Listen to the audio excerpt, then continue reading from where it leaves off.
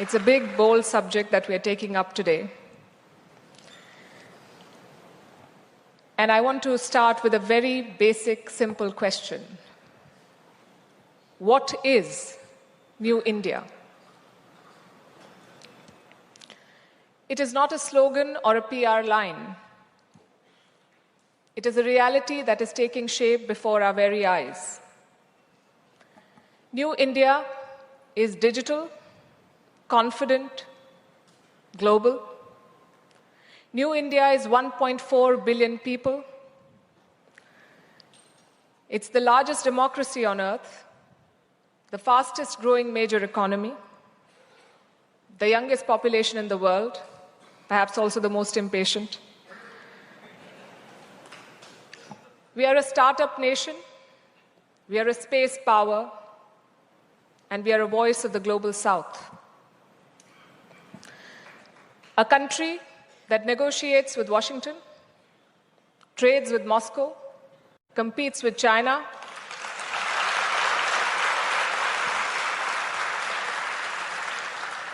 builds with Tokyo, and still finds time to send mangoes to West Asia.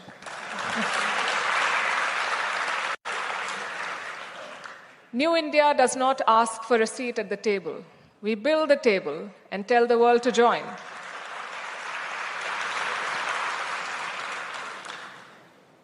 And whatever I've said so far is not rhetoric. It is our reality which is reflected in our numbers. And I'm a big fan of storytelling with numbers. Last quarter, our GDP grew at 7.8%.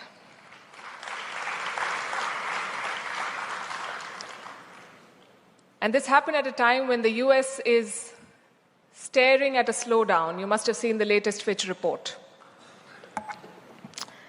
It also happened at a time when Europe is flirting with recession, when China is struggling with the weight of its debt burden. India is running.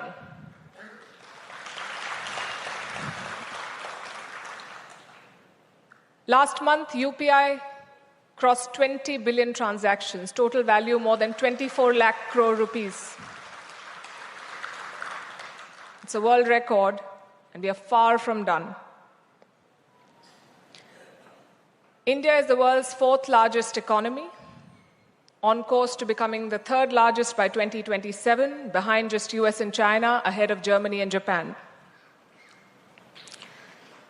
And our story, ladies and gentlemen, is not just about size. It is about scale, scope, and speed. Our digital economy is exploding. Our space mission is landing near the south pole of the moon. Our startups are valued in billions. We have more than 100 unicorns now in our country. Our diaspora remittances crossed $135 billion last year, the highest in the world. This is New India. A country once written off as a basket case is today called a bright spot in the global economy.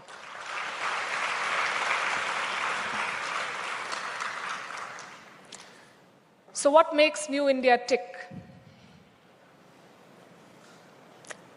I can think of 5 Ds. My first D is demography. Half our population is under 30 years of age. Yes, they spend too much time on Instagram. And they also want a promotion in the first month in office. But they're ambitious. They're unafraid. They're entrepreneurial. They are hungry to make a mark, and that is our strength that we must celebrate.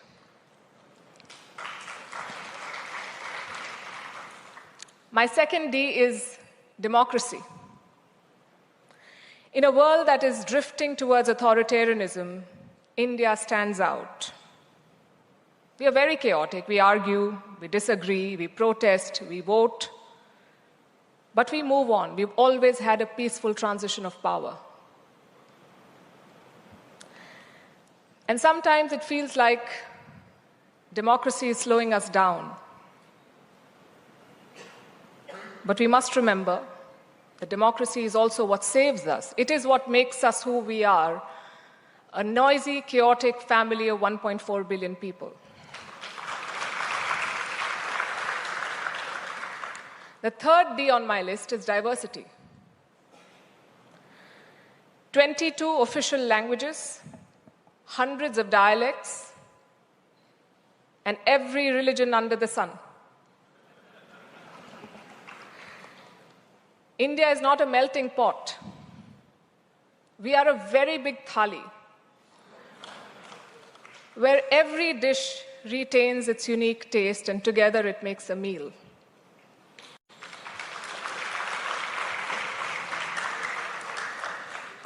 The fourth D is digital power. From Aadhaar to UPI, India is building a digital public infrastructure at scale. We have shown that technology can deliver inclusion, and in such large numbers. My fifth D is diaspora, 35 million Indians abroad.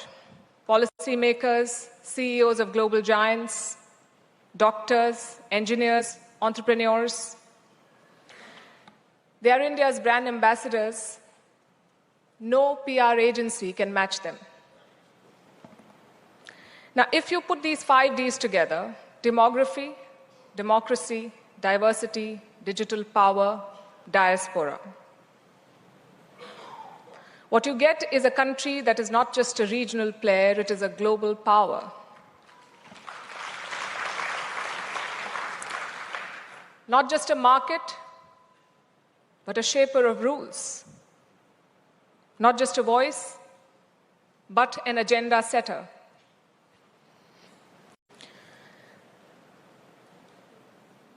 But we cannot operate in isolation, so we have to step out of our borders, look at our neighborhood, and look at our world. Our world is changing fast, unpredictably, and often chaotically. American unipolarity is over. Chinese ascendancy is facing headwinds. Europe is struggling for relevance. Russia is gambling with aggression. West Asia remains a powder keg. Africa is demanding long overdue attention. Latin America is looking for partners.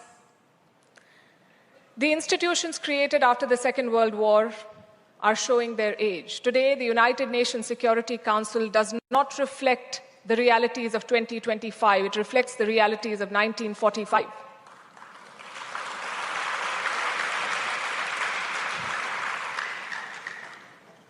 The World Trade Organization is struggling to function.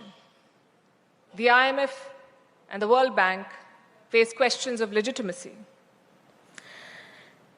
Technology is redrawing power maps faster than diplomats can update their talking points. Artificial intelligence, quantum computing, biotechnology, these are not buzzwords.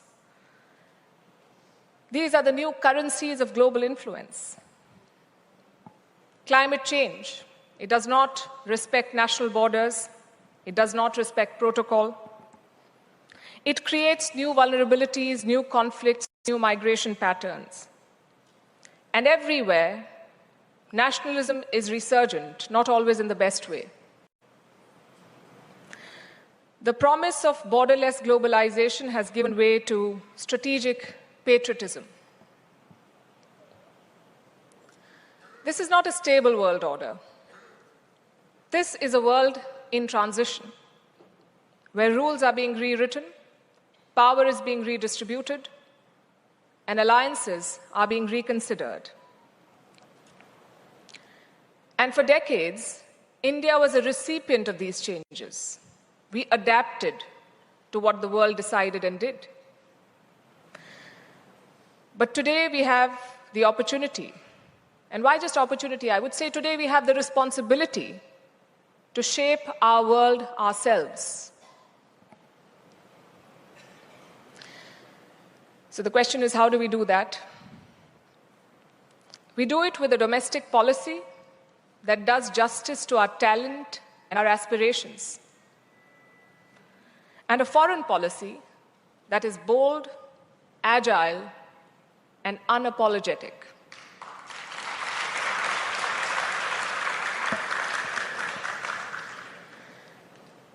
Look at the G20 in Delhi. India was the chair last year. We put the global south at the center of the conversation. Look at BRICS. Look at the Quad. Look at the SCO. India is part of all these clubs, sometimes competing, sometimes cooperating, always balancing, and always consequential. And this is New India's foreign policy. It is not non-alignment. It is multi-alignment.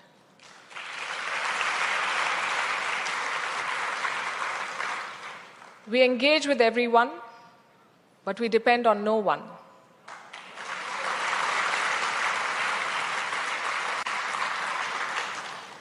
And our biggest commitment is to our national interest.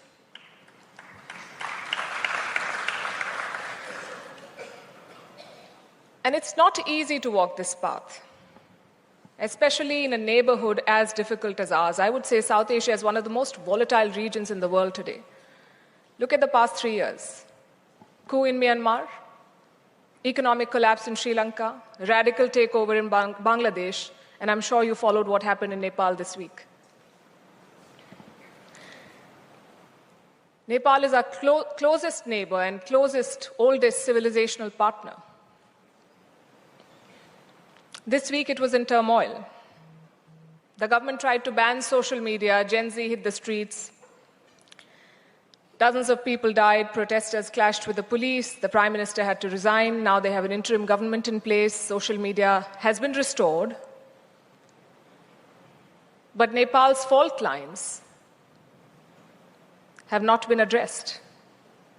They've not been repaired. And for India, these stories are not abstracts. They have real consequences for us. Security, trade, refugees. To our west, we have a terror state called Pakistan. First time I'm hearing people cheering for Pakistan.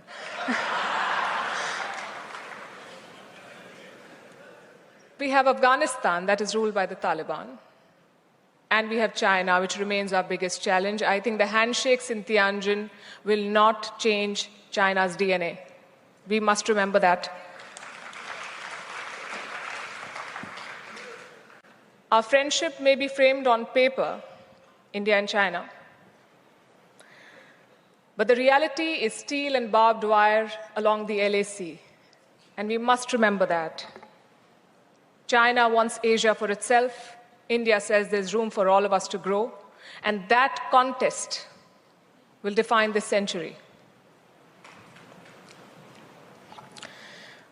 And what makes life even more complicated is the uncertainty around us. I recently learned a new term called VUCA. Have you heard of VUCA? V-U-C-A. V for vulnerability, U for uncertainty, C for complexity, and A for ambiguity. They say we live in a VUCA world. That's VUCA for you. In America, they have a different name for it. It's Donald Trump.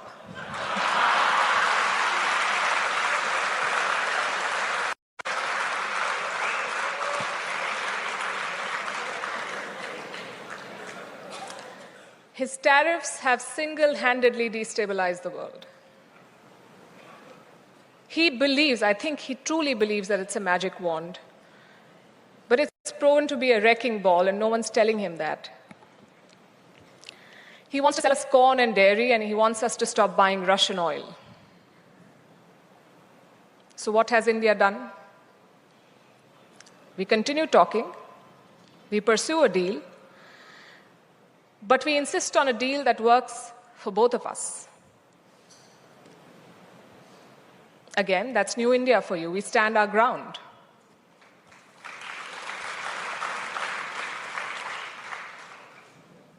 But the larger point I'm making is this, that our world is messy and our neighborhood is chaotic.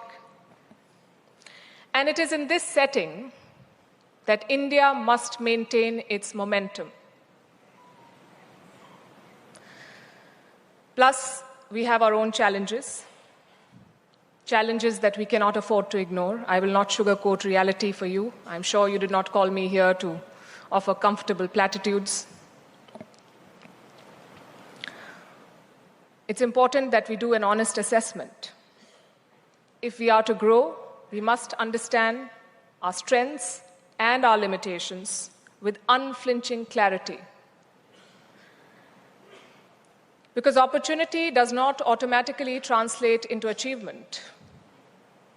And potential does not guarantee performance. We have to work towards it as one country. So I have a list of challenges too. I think our biggest challenge today is jobs. We have millions of people entering their most productive years, millions of people entering the workforce or the job market every year. We talked about demographics, and we like to think of that as a dividend, but it can also be a disaster. It depends entirely on what we do with our human potential. Our growth is strong, that is undeniable, but manufacturing jobs are not, and services cannot absorb everyone. There's been an aggressive push to make in India. It has delivered on a lot of counts.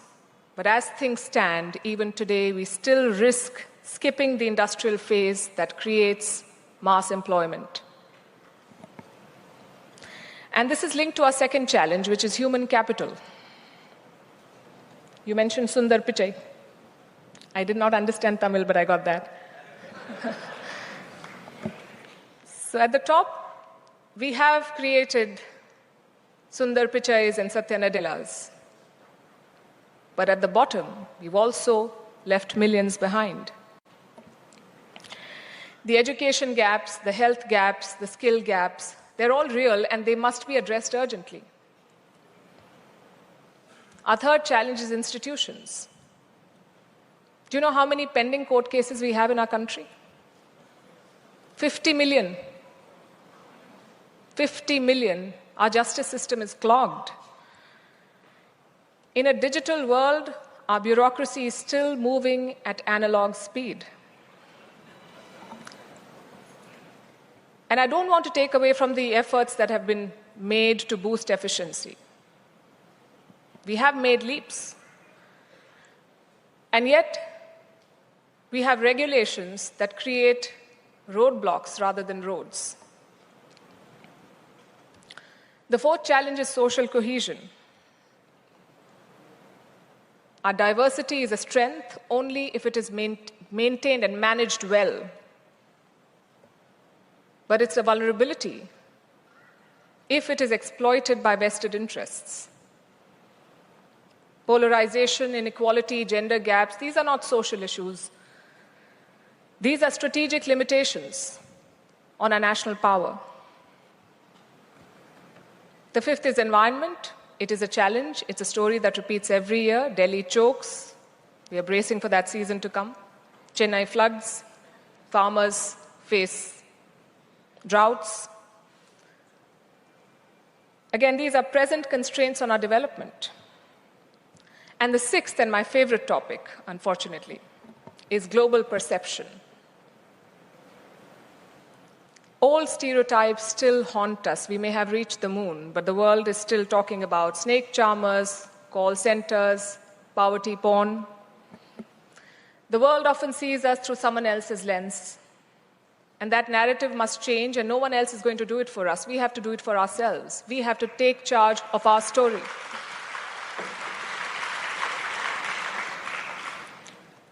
And all the challenges that I just listed are not reasons for despair. I think they should be reasons for determination. We have to be clear-eyed if we want our vision to turn into reality.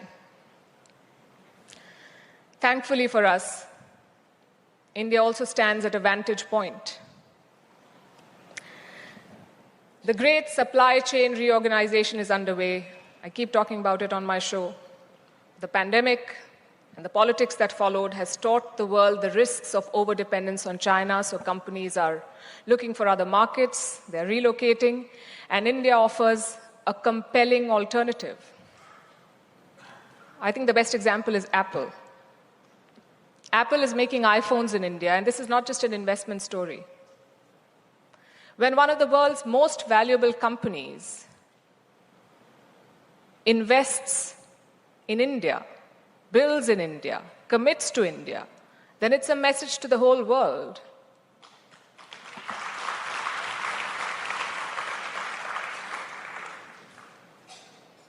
Then we have energy transition. The world is talking about clean fuel, and here India is poised to take the leadership role. Our renewable capacity is growing impressively. Tamil Nadu, again, is a great example. Our potential for solar power is enormous, and our ambitions for green hydrogen are substantial.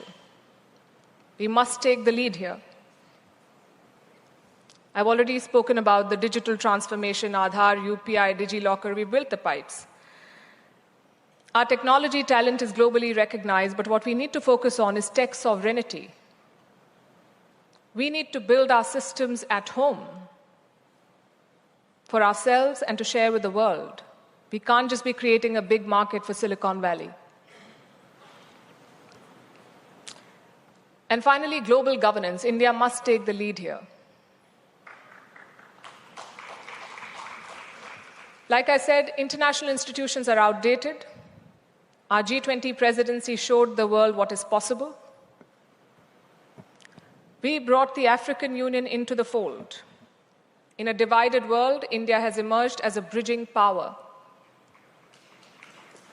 And increasingly, the world has come to value this role. You see, countries across Africa, Latin America, Asia, they're looking for partners. They're not looking for powers that offer them binary choices. They want partners who respect their sovereignty, who share with them practical development models. And I think India's experience resonates with a lot of these countries much more than Western models do. I would also like to add here that India's rise is responsible. I said that our commitment is to national interest. But we also fulfill our international responsibility, and we showed that during the pandemic. When vaccine nationalism was closing doors, we launched Vaccine Maitri.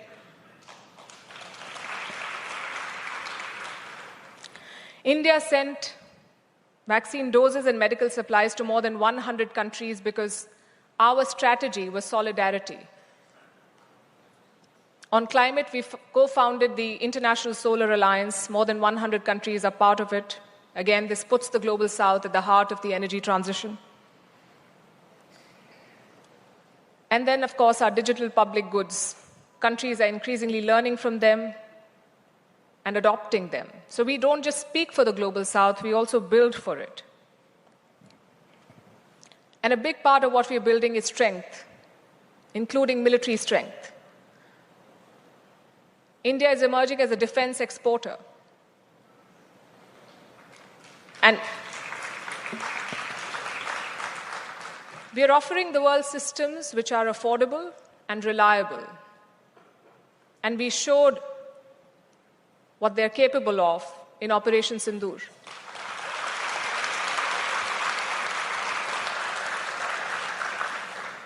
The Philippines is buying our BrahMos missiles. Many other countries have shown interest. And this is not just an export story. This also repositions India as a security provider in the region and the world. Now, if you connect these dots, you'll see that India is not just guarding its borders, it is designing the boundaries of possibility.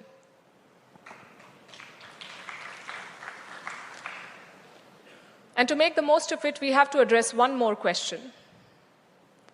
What does the world want from India, and what do we want from the world? Partners want India's market, India's talent, and India's credibility. They also want India's voice.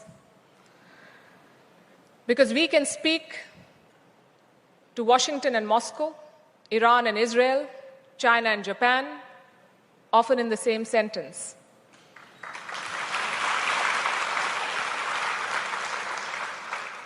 Without India, there is no credible climate pathway. There is no Indo-Pacific balance. There is no resilient supply chain story. The world needs India very much. And what do we want in return?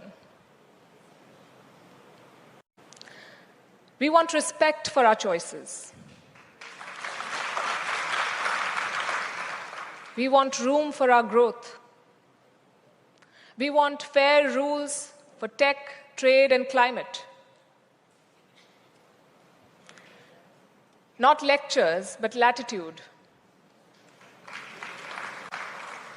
Not vetoes, but partnership.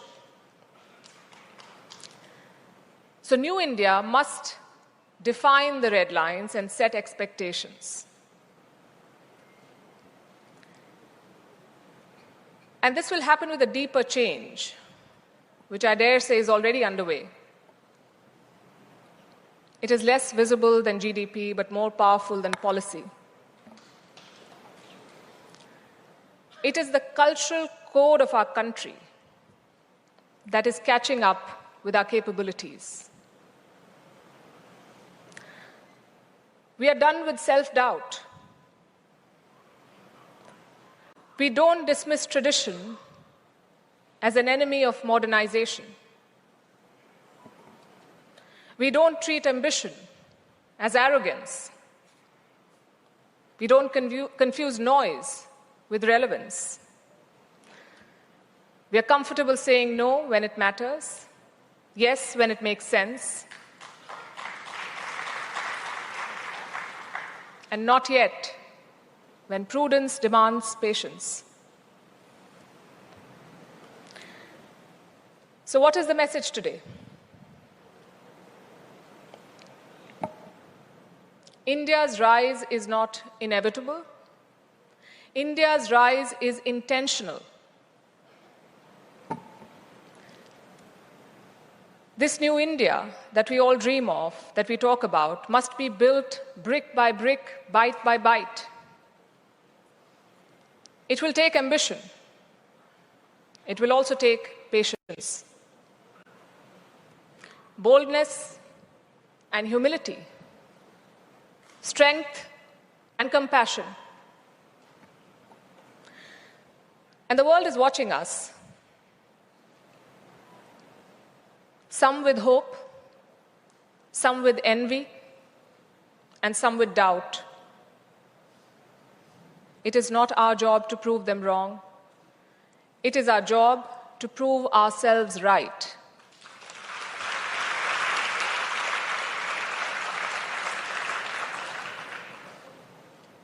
Think of ourselves as a national project. Imperfect, impatient, incomplete, but unstoppable.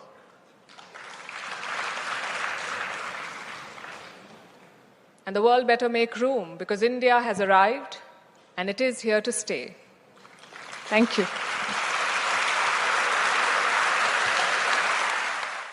Join our global community of English learners, absolutely free. Download video transcripts, listen offline, start our beginner course, and join live classes with certified teachers. Access over 1,000 resources to improve your English faster. Everything's in one place. community.englishspeeches.ca. Let's speak English together.